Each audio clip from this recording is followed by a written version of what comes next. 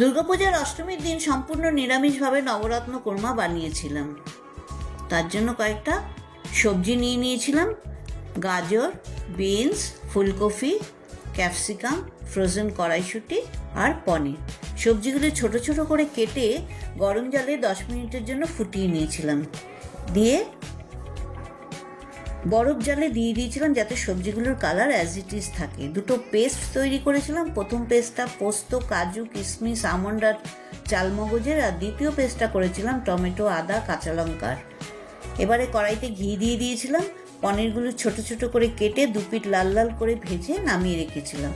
আবারও ঘি দিয়ে দিয়েছিলাম। ফোড়নে দিয়েছিলাম এলাচ, লবঙ্গ, দারচিনি আর একটা জয়িত্রী। টমেটোর পেস্টটা দিয়ে দিলাম, দিয়ে ঢাকা দিয়ে দিয়েছিলাম টমেটোর গন্ধটা যাতে সম্পূর্ণভাবে চলে যায়। দিয়ে ঢাকা খুলে যখন দেখলাম টমেটো থেকে তেল বেরিয়ে এসে, তখন আমি কাজু কিশমিশের যে পেস্টটা সেটা দিয়ে দিলাম।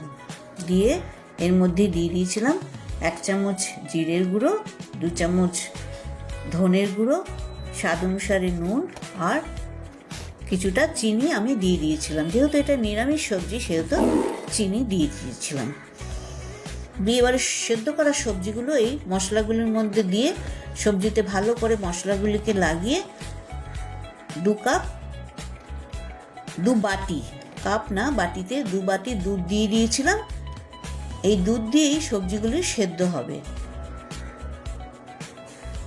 দিয়ে ঢাকা দিয়ে দিয়েছিলাম 10 মিনিটের জন্য।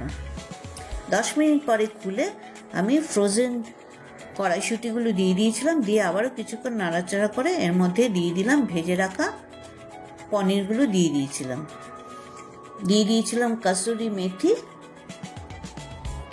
গরম মশলা আর কিছুটা সামরিচ দিয়েছিলাম, সামরিচের গুঁড়ো, ফ্রেশ ক্রিম দিয়ে দিয়েছিলাম, কাঁচা লঙ্কা, আর নামানোর সময় দিয়ে দিয়েছিলাম ঘি। নামিয়ে আমি নিরামিষ নবরত্ন কোরমা বানিয়ে ফেলেছিলাম। এটা জিরা রাইস, রুটি, পরোটা, লুচি দিয়ে খাওয়া যেতেই পারে। আসি তাহলে, টাটা।